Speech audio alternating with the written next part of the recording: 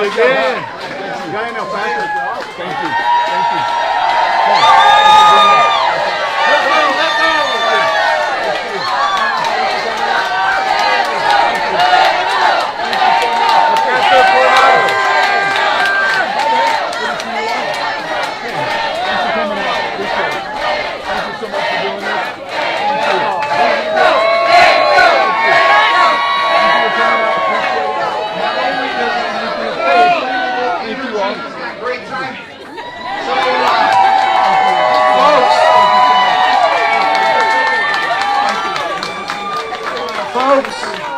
The reason that we're here today welcoming my good friend and yours, Beto O'Rourke, is because, folks, every veteran, spouse, or family member of a veteran, we're here to say thank you. Thank you, all the veterans, the spouses, and military. As a congressman and a city councilman, Beto O'Rourke, he knew, like I know, that you just don't earn a title like Military City USA. You don't just get one, you earn it. And you know how you earn it? By keeping your promises to all our vets. By being there, providing the services that vets have earned. We're not giving you anything, you have earned them.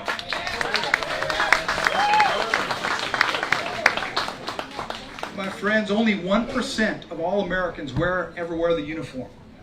So it is incumbent upon the rest of us to make sure that when those vets that signed a blank check for this country, that we're there to pay our respect with integrity by keeping our promises.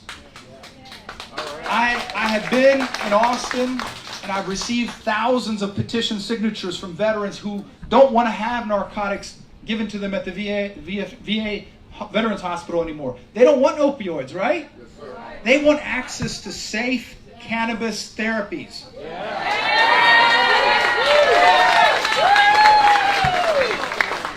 Thousands of signatures delivered to the governor and they were ignored. Ignored. When Winter Storm Uri hit this state, we lost hundreds of lives. And our military bases and their missions were put at risk because they were affected as well. Where was our governor? He was absent. He might as well have been in Cancun with Ted Cruz.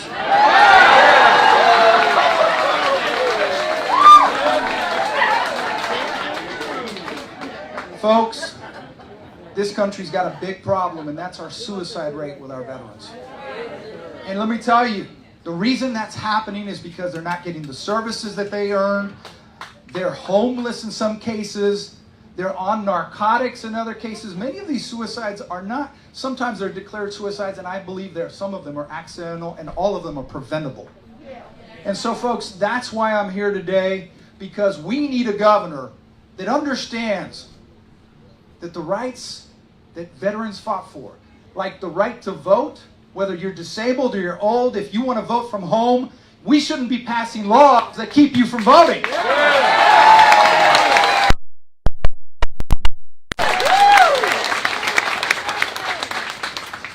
At this time, there's going to be a special presentation by a very dear friend of mine who has taken himself and on his own nickel and has got the voices for our veterans, gone up to the Capitol to defend the Hazelwood program. How many of y'all know Hazelwood? Yeah, that's right. So in 2009, we passed the Legacy Act so that Texas, if you don't need your educational benefits, you can pass them on to your child or your grandchild.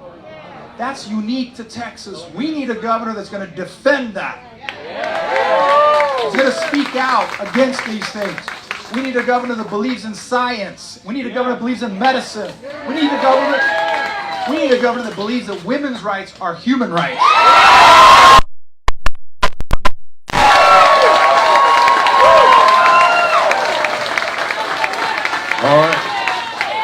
All right. So, I get 3 minutes here. I already had some minutes earlier, so I'm going to keep it short, all right? But we know what we got going on here, right? Don't we? All right, so check it out. Beto's here. our next governor. So, I got to do one thing first before we get started this serious business. Okay? Our soldiers take an oath, okay, to this country, to our president, to the Constitution, to serve one another for God and our country. We have a flag that we all defend, right? All right. So, here she is. I ask you all to stand, and I'll lead you in the Pledge of Allegiance. Soldiers, salute. And those that aren't soldiers, put your hand over your heart. And we say, I pledge allegiance to the flag of the United States of America and to the republic for which it stands, one nation, under God, with liberty and justice for all. I got ahead of you, I'm sorry. All right, so let's sit down. Take a seat. Hold on. Hold on. So, with that being said, come on, you're getting ready now. Can I get a hoo-ah? All right. All right, so here we go. Why am I here? I'm just a janitor. I clean up other people's mess, and I try to do the best that I can to support our veterans, both in the House and with much humility, had the opportunity to testify, actually, on the same day in the Senate on SB 6 when we fought for the voters registration thing. They had a piece on there that was affecting veterans, and that we were going to have to turn in some more information and prove that we were veterans to vote. And it didn't go down too well, did it? It didn't go down. So, anyways, we were there. I've met Beto years ago through Marsha Gregory's son, Gabriel Gregory, a young lieutenant who was doing Young Democrats here when we first, about 6 years ago now, right? So a couple of campaigns. I keep bugging Cynthia all the time to get out and get the vets out to vote, and how important it is for Beto to reach out to us, because I do believe that we are what they call a superpower. Okay? So, those of you that may be leaning one way or the other, I don't think there's any in the house today, but right? All right, can I get a hoo-ah? All right, so let's do this. I'm going to read something real quick, and this is really important, okay? Because I think this, a lot of people forget. Why is it so important to take care of our veterans, okay? George Washington, he said this years ago. He said that the way we treat our veterans is directly proportionate to the willingness of any young soldier to join the military. Think about that. They're watching us. They're watching us, how we're getting treated. That's a dangerous position to be in if you mistreat your veterans. Get it? It's national security. Their willingness to fight, their motivation to defend this country. So I think it's critical that everybody in this room understand it. Beto, I know that you know that I will knock on your door when you become governor to make sure that it happens. Our veterans are killing themselves, 18 to 22 veterans every day. They're doping themselves up. They're killing themselves because they're waiting for claims, benefits. Okay, so I have a letter, a certificate where me and the voices of our veterans that believe this, I'm not alone.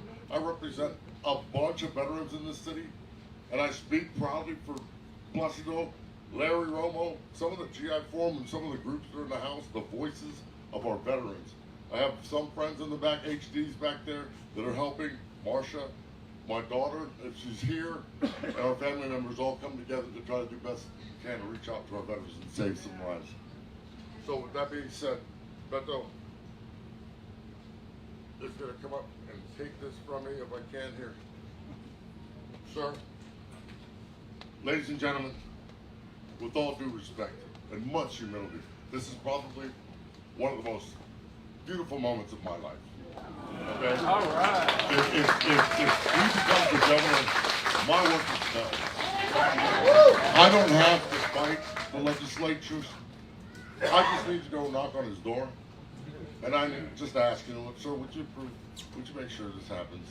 And I believe that, okay? I believe that. Okay, some people don't listen, but he's been listening. So, sir, you know, I love you, man. And I think this is not the first time either. It's not the first time I've done this. So this time, it's going to happen. Ladies and gentlemen, our next governor, Mr. Beto O'Rourke.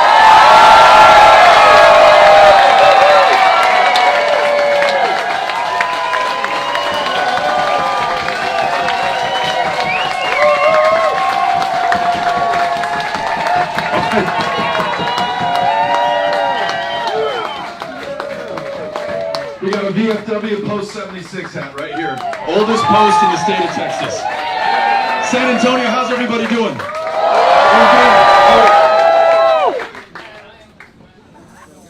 I'm here with Robert Hernandez, the commander of this one.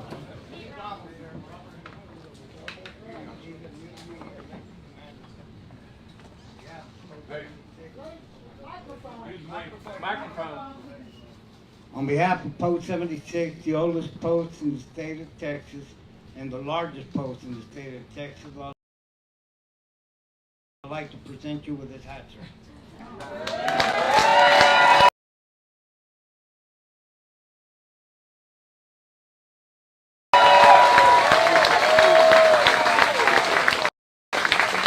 I just want to add, I served in the Republic of Vietnam in 69, 70, and 71 with the 4th Infantry Division and with the 1st ID.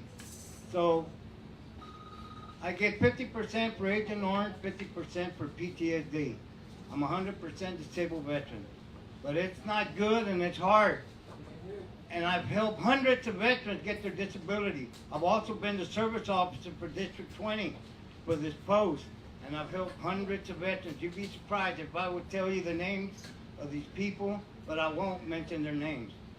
But they deserve it, and I still get, even their spouses need help. They come up to me and, hey, they don't want to bury them at Fort Sam. Why? Because they don't have their DD-214. That's wrong. That's wrong. So I help them, and I tell them where to go and get the help they need, where they can get, and if you die from a service-connected disability, y'all need to know this.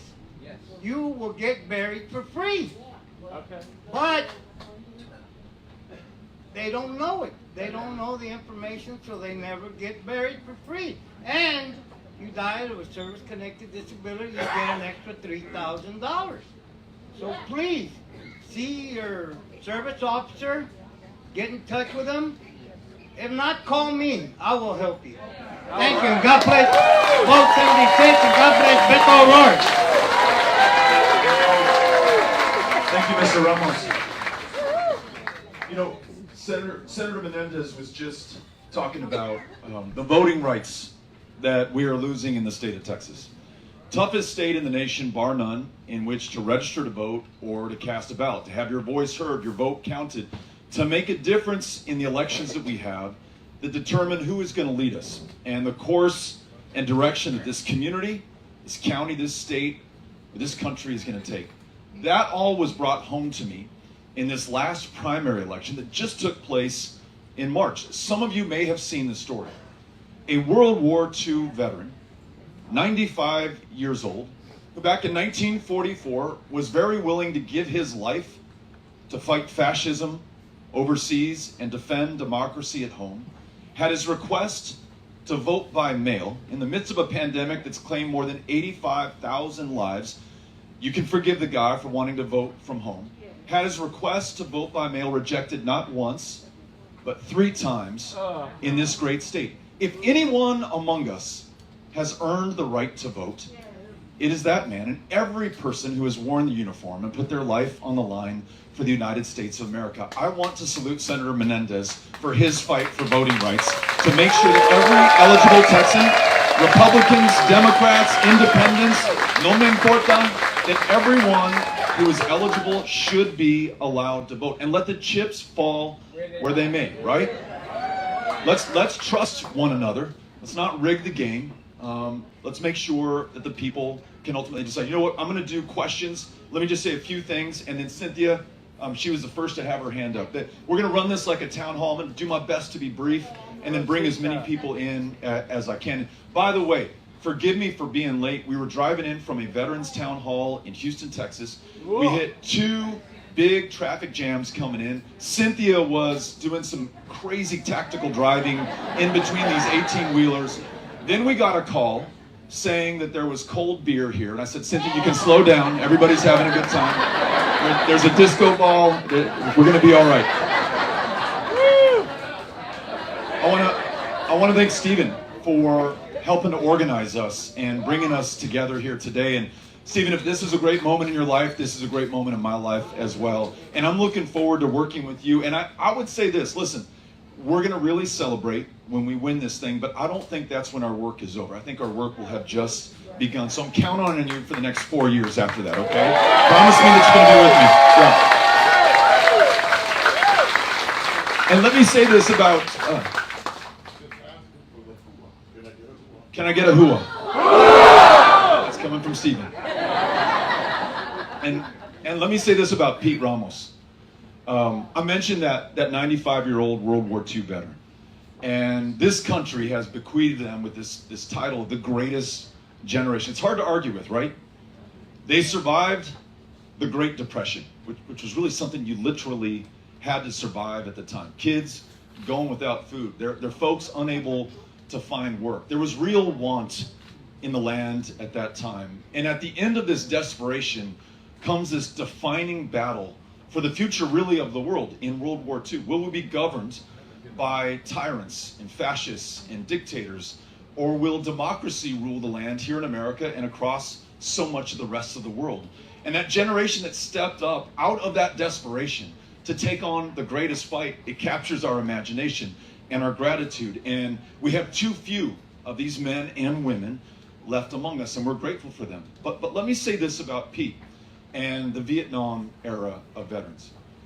Unlike those who came back from World War II, there was no ticker tape parade to greet those who had just served in Vietnam. Did exactly, by the way, what this country asked of them. Many of them were drafted. So this was service that in some cases was involuntary. Listen, this is the price we pay for living in this country and in this democracy. We could be called up at any time. And those who went off and did their duty, came back, and instead of the thank you for your service and the pats on the back, at best, they were met with indifference. At worst, they were spat upon, they were disregarded, and they were despised.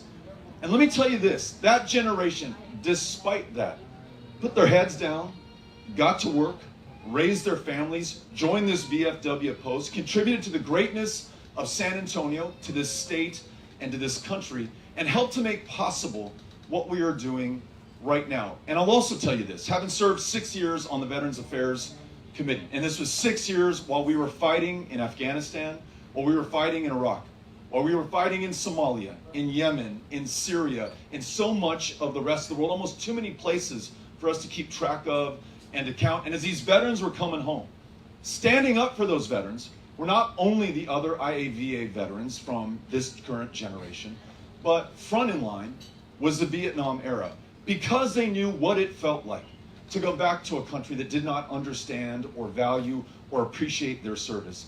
And we just got some good news today. There's something called the PACT Act.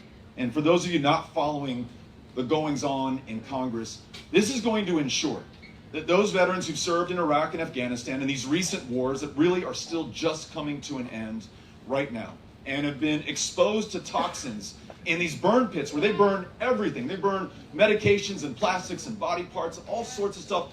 God literally only knows. That exposure has caused sicknesses and illnesses and conditions that many doctors still cannot figure out. The reason the PACT Act, which is going to treat this as a presumptive condition for these veterans coming back, is going to happen now, is in large part because those Vietnam era veterans who said, listen, when I came back to this country, when I came back to San Antonio with Agent Orange exposure, I didn't know what the hell they were spraying on those fields, but I breathed some of that into my system. It's in my lungs right now. I have a hard time breathing. I have cancer. I have problems. I need help. It took this country 40 years to treat that as a presumptive condition for what veterans were dying of in this community. And in this 40 years, we said it's just too expensive to cover every veteran who went to Vietnam and just to assume that they were exposed to Agent Orange, and that's why we're losing them right now. Thank God as a country. We finally did the right thing, but so late and too late for too many. I tell you what, though we waited too long to take seriously this toxic burn pit exposure, it really is thanks to all the veterans from every generation, including those who are part of this veteran service organization at VFW. And you all make the case to me once again, and I've seen this every point over the course of my lives, long after you served in uniform, you continue to serve this country, your community, and your fellow veterans, and I'm grateful to you for it. So I just wanted to say thank you at the very start, and thank you to Commander Ramos for being part of what I think is one of the greatest generations ever. When I was lucky enough, thank you, when I was lucky enough to serve in Congress, the greatest fortune that I had was serving on the House Veterans Affairs Committee. Now, this should seem like an obvious place for us to want to be, right? We get to serve those who have served this country. I mean, that's part of the reason that you want to go to Congress in the first place. It was the last committee that anybody wanted to be assigned to.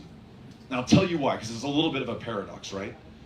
On the Veterans Affairs Committee, there are no big donors or corporations or lobbyists whose favor you can win to exact contributions in the tens of thousands of dollars. There are no grand achievements that you can claim that allow you to climb up the ladder of leadership in the House or within your party. If you want to do that, you better be on the Ways and Means Committee that writes the tax code. You better be on Energy and Commerce that oversees the banks and the internet and all these people with all this money who can contribute to you because you have purview over their industry. No, on the VA committee, the only people in front of you are the veterans. And that's exactly where I wanted to be, because I came from El Paso, which has the pride of hosting Fort Bliss, 32,000 active duty service members. The 1st Armored Division is there as well. It's one of the great prides of our community and of West Texas. But we also have tens of thousands of veterans who've served in every era of this country's history. And we had a VA that was performing at rock bottom. You waited longer in El Paso to see a mental health care provider than you did at any VA across the country. As I listen to veterans in meetings like these, they say, hey, Beto, I can get an appointment to go see a mental health care provider for my post-traumatic stress disorder, but I just got to wait 14 months. I said, come on, you're pulling my leg. You're trying to make a point. You're just one of these angry, old, ornery veterans, right? And you're trying to test me to see if I'll buy this. No, it was absolutely true. And care delayed became care denied. And the senator mentioned this, and so did Stephen, this suicide rate that we see in this country, 18 to 22 veterans a day, every single day in the United States of America. It's just hard for me to say that out loud, but we got to confront it if we're going to fix it. In El Paso, it was worse. It was worse because we were not allowing these veterans to get the care that they had earned and that they deserved and that would keep them alive and keep them going. So you better believe I wanted to be on that committee.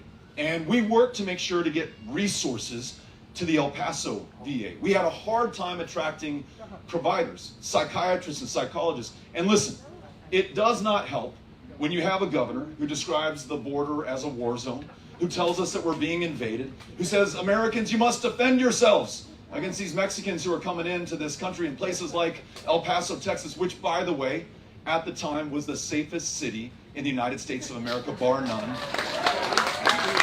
Not despite the immigrants who come to El Paso, but I would say in large part because of those who chose us and by their very presence made us stronger and more successful and safer than we otherwise would have been. But nonetheless, we had a hard time bringing in these mental health care providers. And so, I and many others in the community would take it upon myself to call psychiatrists and psychologists in other parts of the country and try to recruit them to El Paso, to bump up the resources and the bonuses that we were paying at the VA, and to hold those who were accountable, like the director at the El Paso VA, responsible for the performance, including the wait times. And sure enough, week after week, month after month, year after year, we improved. We went from dead last in the country to better and better and better. We got investment that resulted in new clinics specifically focused on behavioral and mental health. You didn't have to go up to the big VA mothership on Piedras in El Paso. You could go to a clinic that was closer to your house that just focused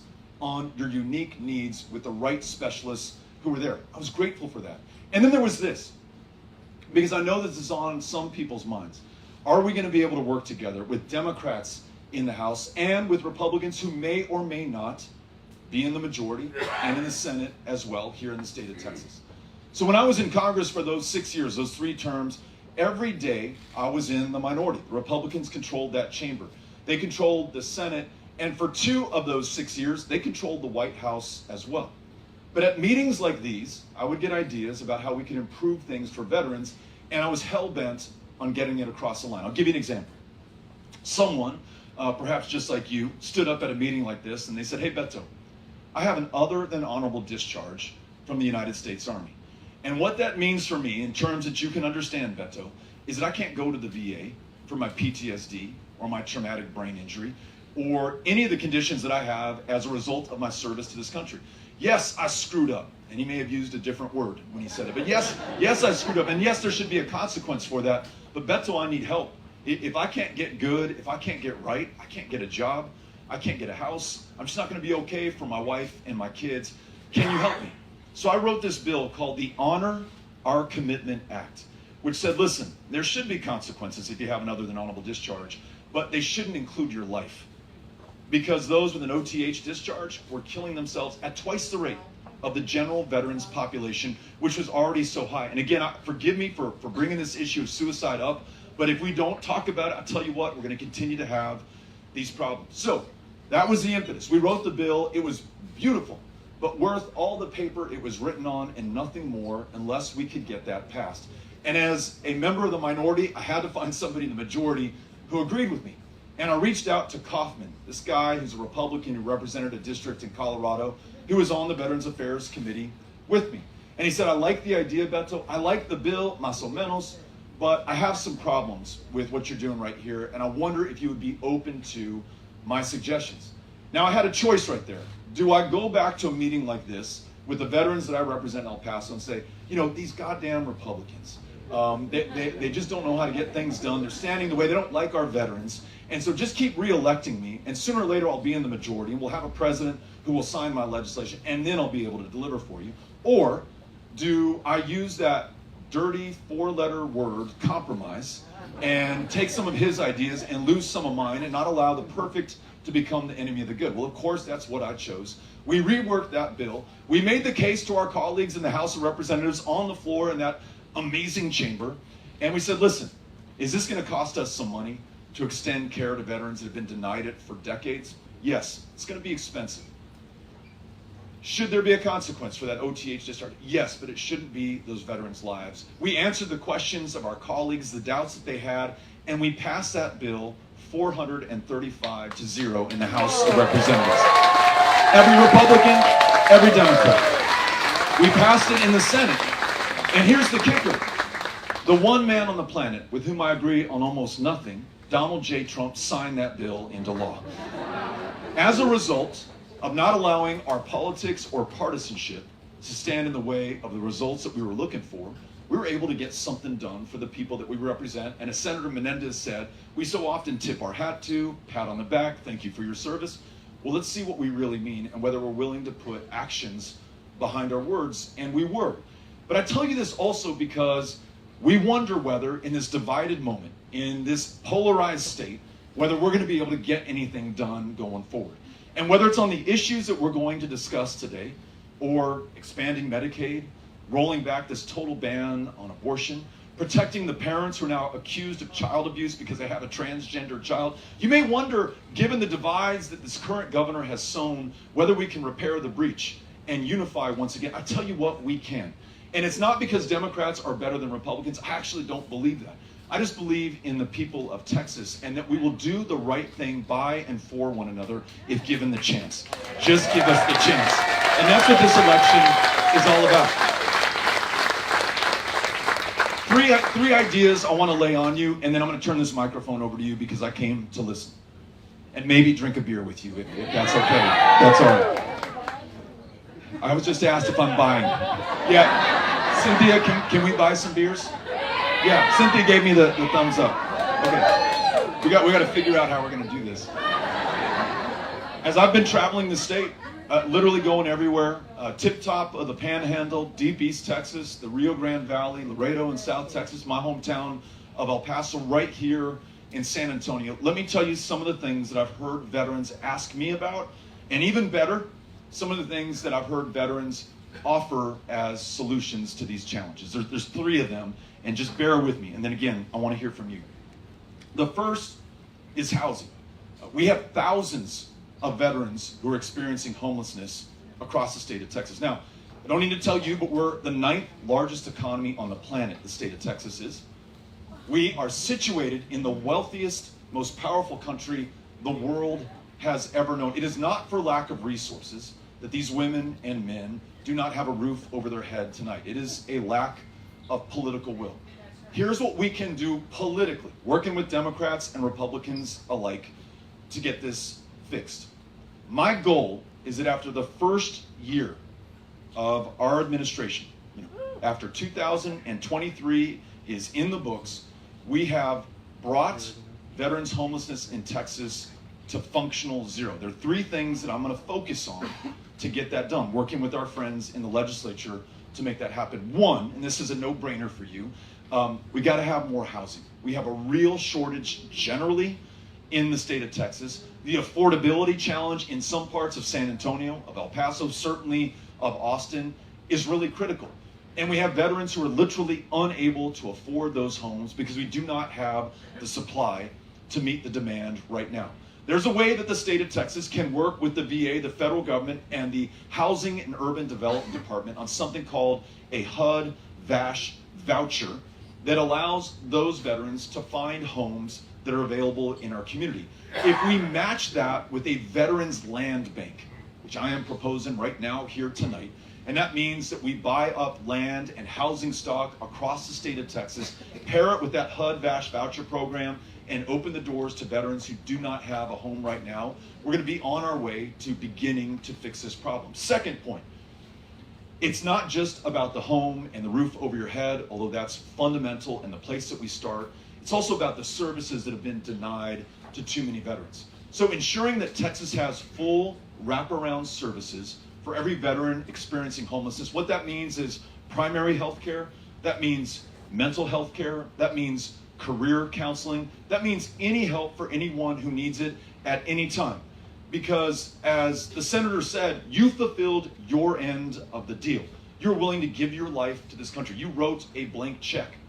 Now it's time for us to do our part. And I don't think we need to spare any expense in making sure that we're taking care of those who stood up for us. So those complete wraparound services, by the way, in the least insured states in the United States of America, where our #1 provider of mental health care services today is the county jail system.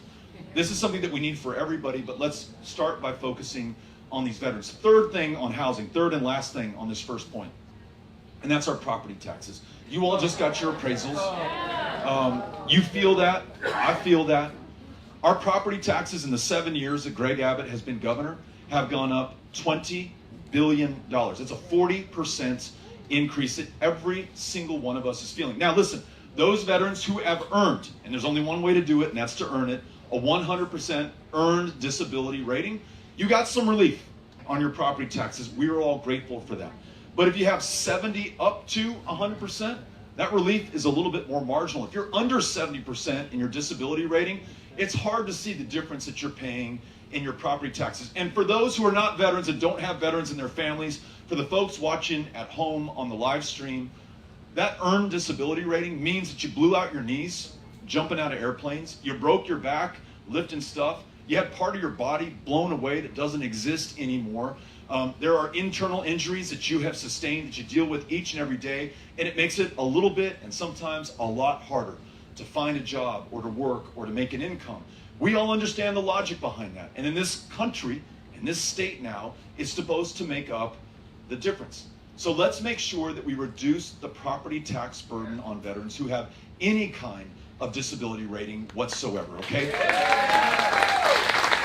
I'm glad you all agree, because as much as I love our friends who work at the VA, and I do, and there's some amazing people, and Cynthia Cano, who runs our show on the road and runs so much of this campaign, her daughter Isabel is working at the VA in El Paso. So these are people who've dedicated their lives to service to those who've served this country. But despite that, far too often I hear from veterans how hard it is, the hoops they have to jump through to get that earned disability rating. And you all have heard this, deny until you die. I think far too often that has been the reality. So any disability rating, I think, needs to be met with some kind of relief on property tax. So that's housing right there. Housing for those veterans experiencing homelessness. Second issue of 3 that I want to run by you is mental health care access and veteran suicide. Again, suicide rate is way, way too high in the United States of America, far too high in the state of Texas, and it's directly connected to the lack of access that we have for mental health care. So here are 3 things that I propose doing as governor. 1, we love the Texas Veterans Commission, and they do a great job, but they do not have the staff or the capacity to deal with a crisis or an epidemic of this magnitude. So I propose that the much larger agency, Health and Human Services Commission, which really does have the capacity, the resources, and when I work with Representative Lopez and Senator Menendez and their colleagues in the legislature to fully fund it, we use HHSC for intake and case management to connect veterans with earned care that right now they're not able to find. That's the first step. Second step, and I think you all are going to agree on this one, we're going to make marijuana legal in the state of Texas. And at a minimum, we're going to make sure that veterans are able to receive a compassionate use prescription, and not just for 1 or 2 conditions. You know that they made a change recently. I think PTSD is considered one of those compassionate use conditions, but the hoops that you have to jump through in order to be able to do that. The number of veterans who've approached me at meetings like these and they say, hey Beto, the VA will gladly prescribe me an opioid to which I will become addicted, from which I may die. And what I really want to do is just be able to smoke some weed because it addresses the conditions that I have, the pain that I feel, the appetite that I'm no longer able to muster, the sleep that I've been missing for years. It's the one thing that might make life livable right now. And to use it in Texas, I'm somehow a criminal in the eyes of the law. These are what veterans are telling me across the state of Texas. So in order to address this opioid crisis, and also just to listen to and respect the decisions that veterans make, let us make cannabis legal in the state of Texas. So that's point number 2 on this. And last point on mental health care and suicide prevention are these veterans courts. We have about 25 of them across the state of Texas. A veteran tangles with the law. They have a DUI, they got into a scuffle. It's maybe more of a mental health care issue or a substance abuse issue. Maybe they have some personal use drugs on their system. And listen, for those veterans who've been prescribed opioids by the VA and then became addicted, and the VA, as only the VA can, cut them off cold turkey without providing anything as a form of relief, some of those veterans have volunteered to me that they have bought drugs on the street, including heroin. They then get busted for that and go to prison and now have a criminal record. Try getting a student loan or a job when you've got that conviction on your record and you have to check a box on every application form going forward. So making sure that we have a veterans court that those veterans can go to with a judge who very often she or he will be a veteran themselves and can direct them, instead of going to jail or to prison, into a treatment program or a job training program, lift them up and make sure that they can get back on their feet. Okay, that's the last point on making sure that we address mental health and suicide in the state of Texas. And now the last big issue. We talked about housing for veterans experiencing homelessness. We talked about mental health care and suicide. This is the last issue. And I know that there are a million others, and I'm expecting you all to bring them up. Last issue. I mentioned these toxic burn pits that the current generation of veterans has been exposed to and are coming back with the conditions that those have created. There are some things that the state of Texas can be doing better going forward. One is making sure that not only do we have a toxic burn pit registry in the state of Texas that everyone who's been exposed to it can sign up to, so we can connect them with care and prioritize their care, but that we fully fund it. We do not have that funding in the state budget right now. Listen, They can find funding to shut down all U.S.-Mexico trade for more than a week that cost our economy $4.2 billion. They can find billions of dollars to build this art installation known as the border wall that people go right around this way and right around that way, and it's going to do nothing to stop the misery and suffering and those seeking asylum in this country right now. Not a real solution, more of a stunt. I know that we have the resources to fully fund that registry, and we're going to do it. Second point, we have a lot of veterans who come back who work for the state of Texas right now, and the state of Texas is not making accommodations for them when they say, you know what, because of my exposure, I can no longer do the job that I originally had. I need to be able to do a different job that's a little bit less taxing on our body.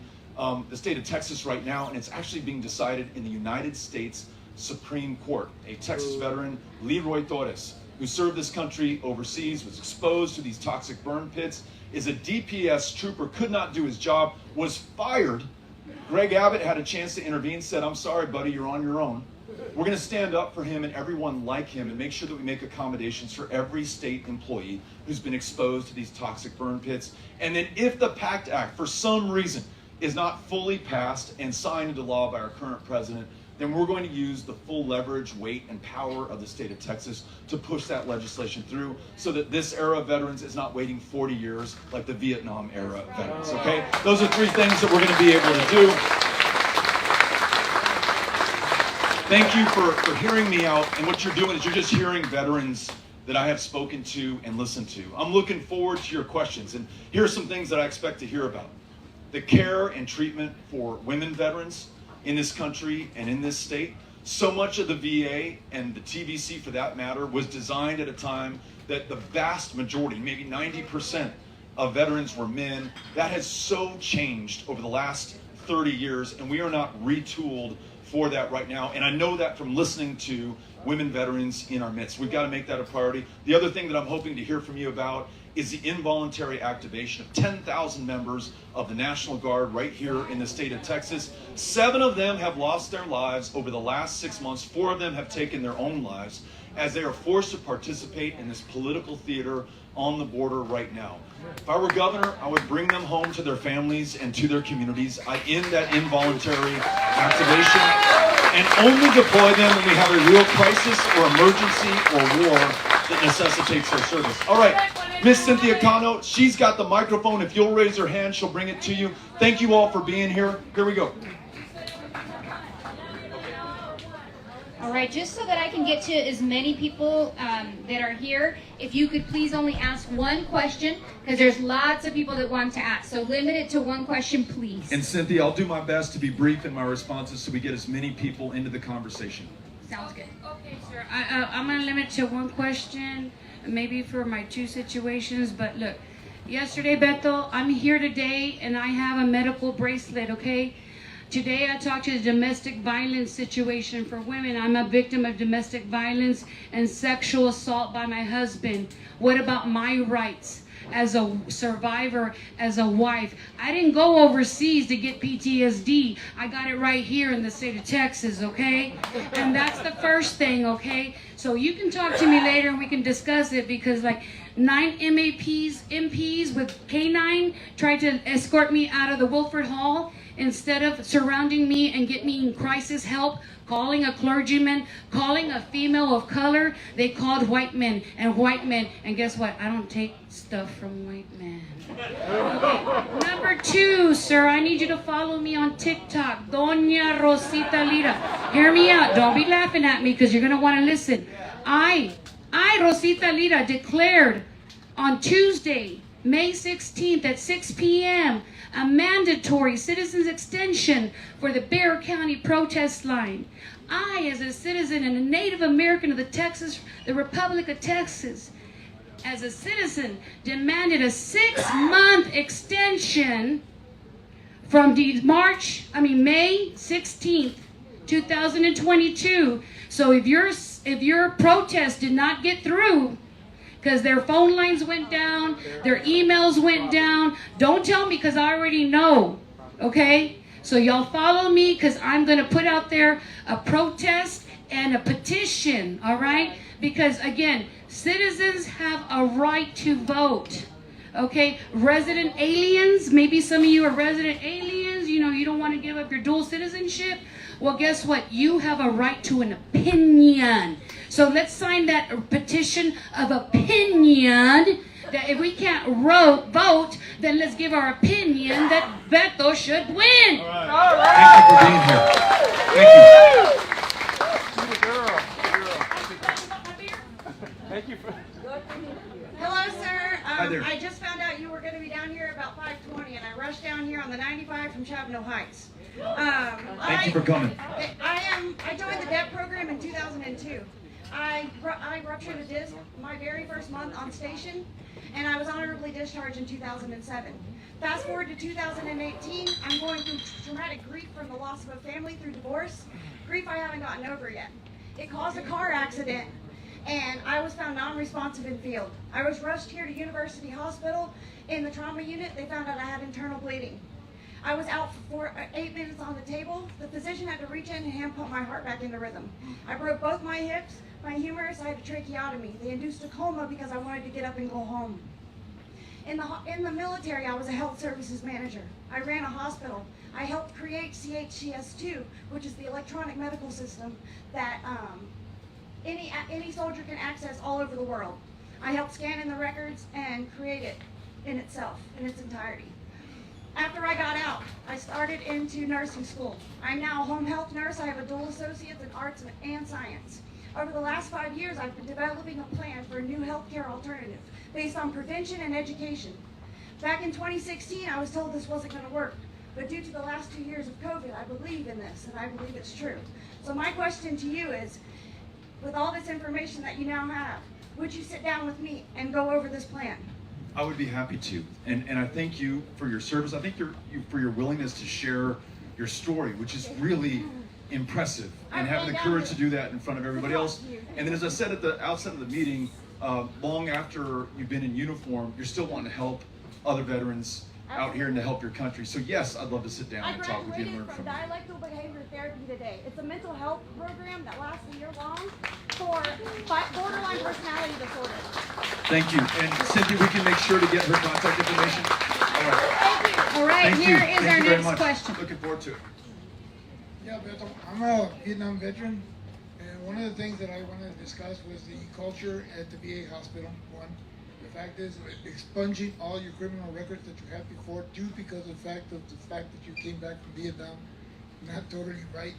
So those are the two things that I'm looking forward to. And when you say the culture at the VA, could you tell us a little bit more about what you're seeing here at the San Antonio VA? Well, the thing is that most of those things, it's like a rotating door coming in.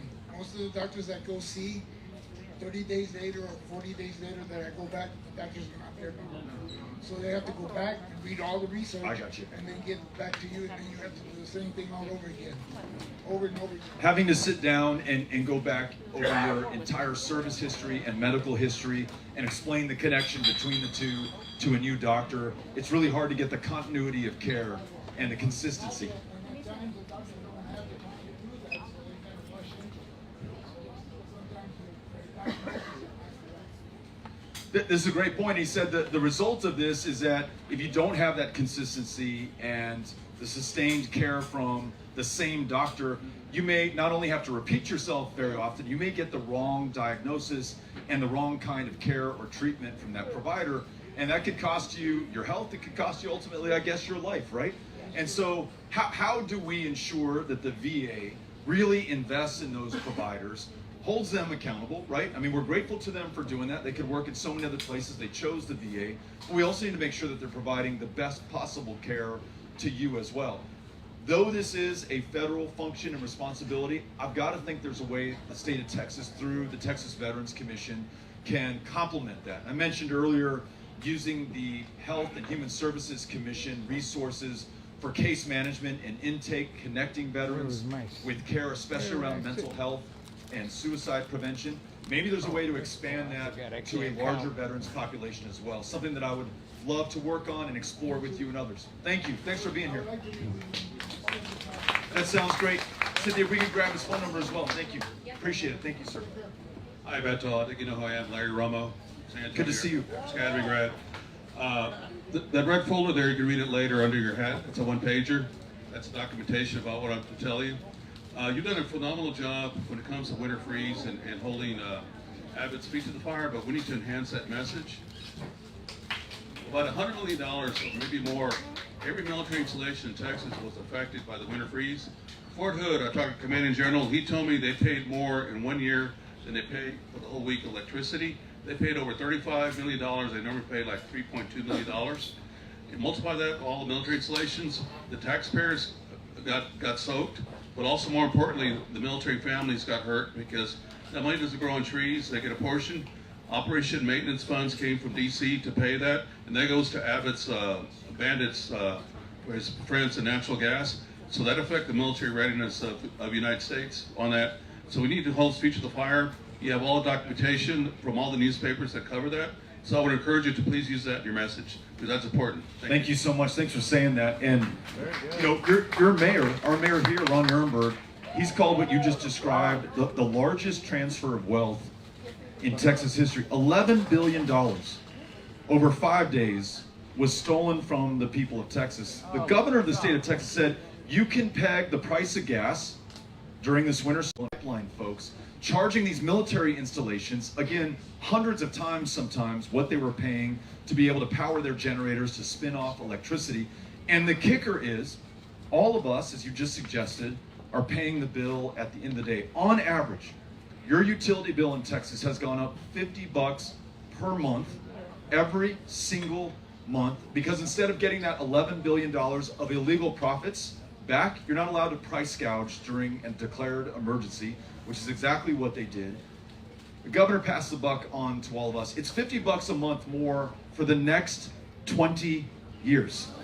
So when you hear about inflation, know that your governor is one of the largest drivers of inflation in the state of Texas. And this wasn't God or Mother Nature that caused this problem. This was the man in the highest position of power who could not keep the power on for the people that he's supposed to serve. So I will read this and I'll make sure that we continue to share this across the state. Thank you for asking. Appreciate it. Just looking for Cynthia. There we go. Hi there. Hi, Beto. I am the mom of a transgender child. I am also the wife of a Purple Heart recipient. And this year, I have found out that Governor Abbott wants to take my child away, take away from loving parents who've done nothing but support our children, and instead put them in foster care. Our children have been traumatized by the attacks, the chronic attacks on families like ours. We receive health care here in San Antonio on a military base. We love our country, we love our state, and for some reason we can't get our state's leadership to love us back. We've invested our lives here in Texas, and we want leadership that's not just going to protect families like ours, but pass laws to expand health care for everybody in Texas, including transgender Texans and all LGBTQ Texans. So can you talk about your plan now? Thank you so much for being here.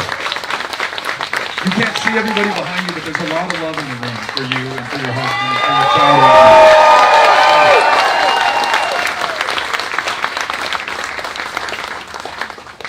You know, it's interesting. You asked this question in this context. We're talking about service to country, the things that we hope can bring us together. I don't know that we're going to find an argument on prioritizing ending veterans' homelessness, reducing veterans' suicide, doing something about toxic burn pit exposure. I think most Republicans, maybe every Republican, most Democrats, maybe every single one of them can get behind this. If we have the political will, we're going to get this thing done. And that makes me really excited about the future, really proud of this state, about what we can accomplish. Instead of focusing on that or other big unifying priorities, for some reason, our current governor has decided that he's going to target transgender kids and their parents. And for those of you who don't know the larger context of this, he's decided that if you are the parent of a transgender child and you are helping that child navigate one of the most difficult things that I can imagine a child going through, and a family going through for that matter, you should be accused of child abuse. You should be investigated by Child Protective Services in the state of Texas. And if that accusation of abuse is sustained, not only is your transgender child taken from your custody and care, but so is every other child in the household. And where will they put these kids? Into a foster care system that currently has 30,000 children. It is by far the worst run foster care system in the United States of America, if not planet Earth right now. Last year, 100 kids died in the custody and care of the state of Texas in CPS, some through private providers, some through the state of Texas directly. Hundreds more were trafficked. You heard about the case in Bastrop, where these young girls were rescued from sex traffickers. These are 11, 12, 13-year-old girls. I have a 13-year-old girl in the house that Amy and I are raising right now. I can only imagine. They are rescued, sent to a private provider by the state of Texas, where they are then traumatized again through a child pornography ring run out of this private provider.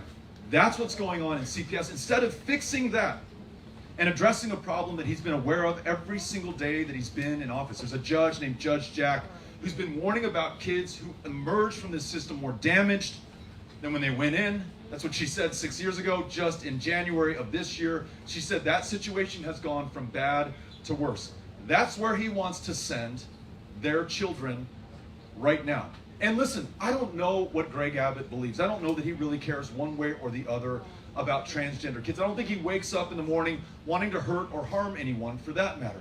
What I do think is that he's more concerned with his political prospects, with winning culture wars and scoring political points, than he is on the well-being or the welfare of the people of Texas. So the question is, what do we do? What do we do differently, and what do we do better? Vote him out. We vote him out. We win political power. And as direct as the gentleman is, he's 100% right. There's no one that's going to ride to the rescue. As unconscionable and immoral, and I would argue unconstitutional, as these actions are by our current governor, I don't see the Department of Justice coming into this state. I don't see the Supreme Court of the United States ruling in our favor. This one is literally on the people of Texas. So winning this election as a first thing is pretty damn important. But from there, we've got to make sure that we speak about the people of Texas with the real pride that we feel. This is a big state. It is big enough for all of us. Big enough for our dreams, big enough for the work that we're willing to do in order to achieve them. And it doesn't matter, right? No me importa who you love, how you identify, where you're from. Any difference between us really on the big things is absolutely meaningless. But our opposition in this race will have you focus on those differences and try to make you afraid of those differences. We are not little people. We're not afraid of stuff here in the state of Texas. We're not defined by our fears, instead by our ambitions, our aspirations, the big things that we want to do. And yes, that includes the transgender kids who are here in the state of Texas. They are a proud part of our future. I want to make sure that we speak about that with the pride that I feel, and I know that you all feel as well. Thank you for asking the question. Thank you all for being here. Straight down the middle. Gracias. Okay. I last called you Senator when you came out to the Lions Club Park a few years back. Sure wish you'd have done it. I can't imagine that you would have been provoking folks to come to the Capitol, encouraging them to attack the capital of our great nation. Sir, I'm a soldier. People who was in personnel told me that I did 32 years and 27 days in America's Army. I'm proud of it. I'm not a politician. I don't disparage politicians. I consider myself a patriot. And I want to see this country come back together. And y'all gotta forgive me, I'm sorry. One of the things you were talking about, me and this gentleman, he was telling a little bit ago, talking about burn pits, I just saw, and I still want to be seen by VA. I appreciate the VA. They've kept me alive longer than a lot of people had thought, and my lungs are shot from things. Here's what I mean to say. Unity, coming together, it breaks my heart to see Americans attacking another Americans, driving a wedge and finding a difference between folks and being willing to disparage and even foster hate against one another. It doesn't make any sense to me. The Iraqis, they were sticking their fingers in ink. They were first time getting a chance to vote, and we were there to help them to do that. And I just want to be able to know that in this country, that something will change in terms of what is the voice of leadership at every level to help people to come together to see the commonality and the shared interest that we have rather than fighting and killing folks even over differences and they just don't know. So I just want to ask you, Governor, and I'm going to speak things that are not right now as though they were, because Scripture says that. But we need you. We need you. And you've already said and shown time and time again. I've watched you from a distance for quite a while, and I see things to say that you get it. And getting it is important to bring folks together and not have it where we focus on fighting one another about the things that are just different, but pulling together on things that are shared interest in things. Okay. So that's all I came to ask. And I just want to know that you got a lot of folks that are counting on you. And I'm going to do what I can to help that, because we're counting on you to be that voice of leadership so that Texas is not some kind of caricature and a disgrace in the eyes of the nation, even places around the world. Even places around the world. Thank you, sir. Thank you. Dan, Cynthia, that was beautiful. That was beautiful. Thank you. Thank you for everything that you said. And I think you're right. We need each other, right? There's no one person or no one political party, for that matter, that's going to be the cavalry right now. No one's going to save us but us, but all of us, really. And I love what you just said. We make no distinction based on party. If you're a Republican, I'm so grateful that you're here, and you're just as much an American and a Texan as I am as a Democrat. It's going to take all of us to get this done at the end of the day. And this division, sometimes we decry it and we say, well, it's hard to get things done in America. It's hard to get things done in Texas. But as you were speaking, it made me think about what we just saw happen in Buffalo last week, which in turn made me think about what happened in El Paso in 2019. In both cases, people who heard the words and the preaching of division, of invasion, and of replacement, and thought about the fact that they were under attack in their own country, logically met it by taking a weapon of war into a place where those he was told were attacking him were, and slaughtered them in great numbers. It's not just the log jams that we see in the legislature or how frustratingly long it takes us to get things done in this country. Certainly those are consequences of this division that we feel right now. But there is, I don't know if this is the right analogy, but there's something akin to a Cold War that is starting to heat up, and I mean really heat up, at the cost of the lives of our fellow Americans right now. You mentioned January 6th. Who would have believed, for the first time since the War of 1812, folks, that the citadel of our democracy would be invaded by our fellow Americans, that law enforcement would be killed and beaten and disrespected in the way that they were, and those in the highest positions of power and public trust in the land would try to make us believe a complete lie about the outcome of that election. When I lost to Ted Cruz, before all the votes were counted, I mean, Cynthia, you were with me at my house, with me and Amy and David and Jody and the team. We knew we were not going to win this. We knew it was close, far closer than probably anybody in Texas thought. You know what I did? Picked up the phone and I called Senator Ted Cruz. And I said, Senator Cruz, you won this race fair and square. You will be our senator for the next 6 years. If there's anything I can ever do to help you be successful, your success is the success of the people of Texas. And he said, thank you very much, Beto. He went out and gave his victory speech. I went out and I gave my concession speech. That's the way this shit has worked for 246 years in this country. And we're losing it right now. We're losing this democracy at this moment. But we are also the answer. And I'm going to take what you just said to heart. I'm going to take that with me on the road. I'm going to take the way I feel right now with all of these good people right now committing themselves to the work ahead. We decide the future, right? No pundit, no prognosticator, no poll. It's just us. It's just the people of Texas. And I really feel this And I know it. We've got this. We really have this one. And you said it far better than I ever could. Thank you for being here. Really great to see you. Awesome. I like that shirt.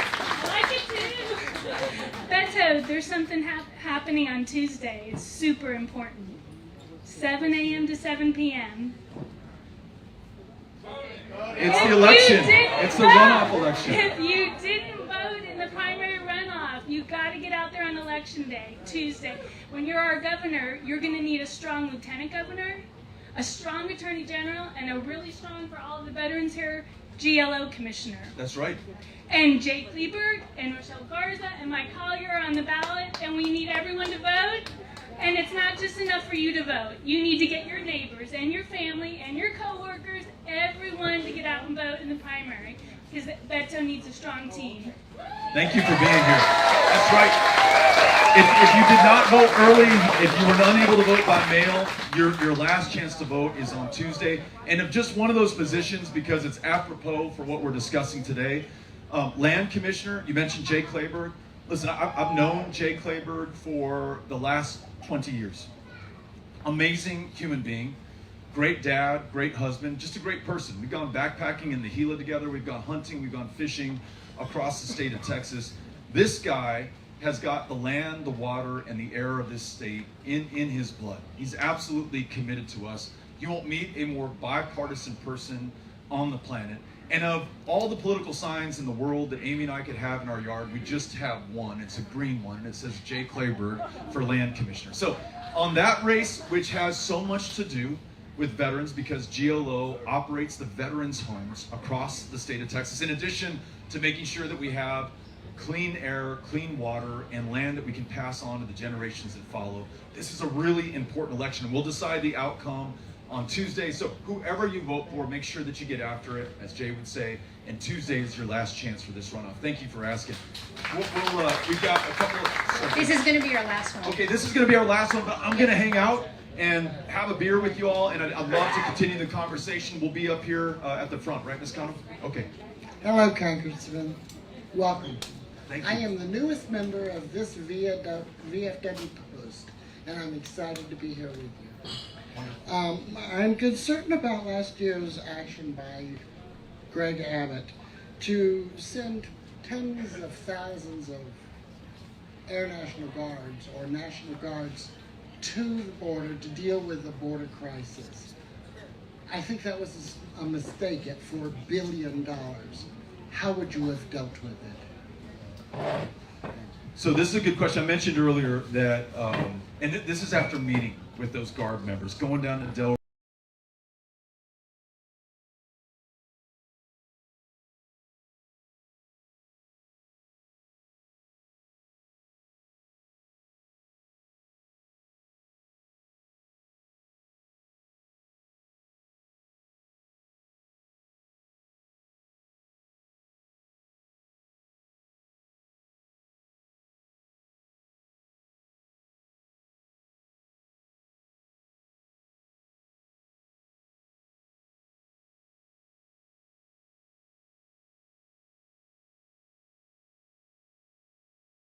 Teachers, and he's about to leave the 5th grade without having a permanent classroom teacher temporarily activated to be part of this deployment. So as I mentioned, I would only activate the Guard as governor when we have a real emergency. When I asked these same Guard members, why did you enlist? Why did you sign up? Senator Menendez told us fewer than 1% of our fellow Americans have been willing to put their lives on the line since 9/11. What made you make this decision? It's really exceptional. And they will tell me things like, I live in Houston, and I remember Harvey in 2017. I remember those Guard members coming in and literally saving people's lives. They would have drowned otherwise. That inspired me. I wanted to do that. I joined the Guard. Or my older brother just came back from Iraq. That is a tough fight, but you know what? I see the way that he carries himself right now, the pride that he has, that unit that he's still connected to. I wanted that in my life as well.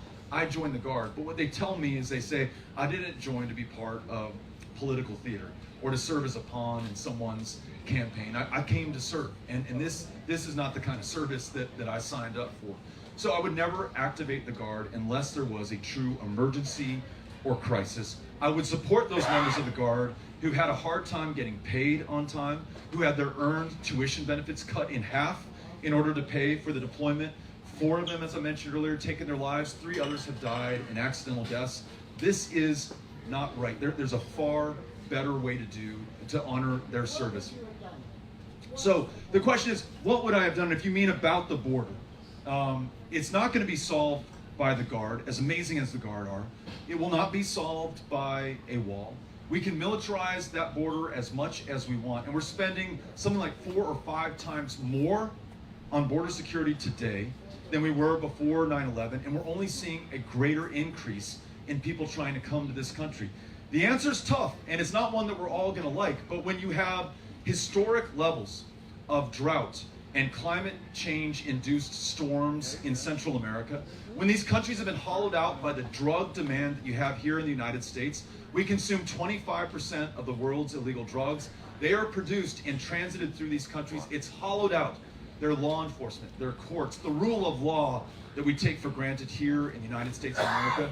When gangs are running your hometown and they're going to kill your daughter or rape her unless you can get her out of there, only then would I send Molly, my 13-year-old, on a 2,000-mile journey in the hands of strangers to a foreign country where she will be a stranger in a strange land.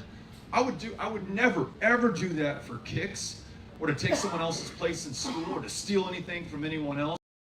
I would only do it to save her life. And by and large, these folks are trying to save the lives of their kids and their own lives in the bargain. So the reason I think you may not like this answer is there's no snap of the fingers, there's no silver bullet, there's no one thing that we can do, but we've got to make sure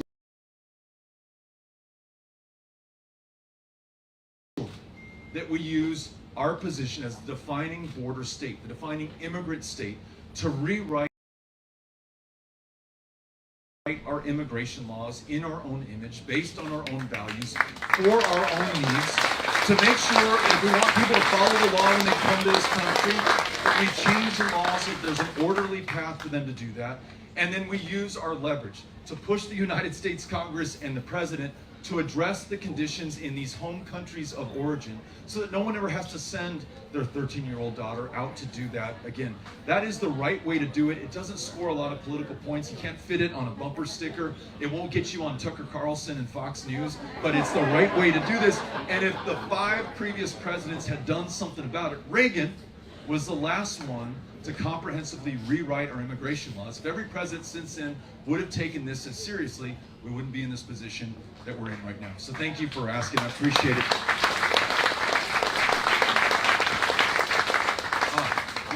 Do you want to?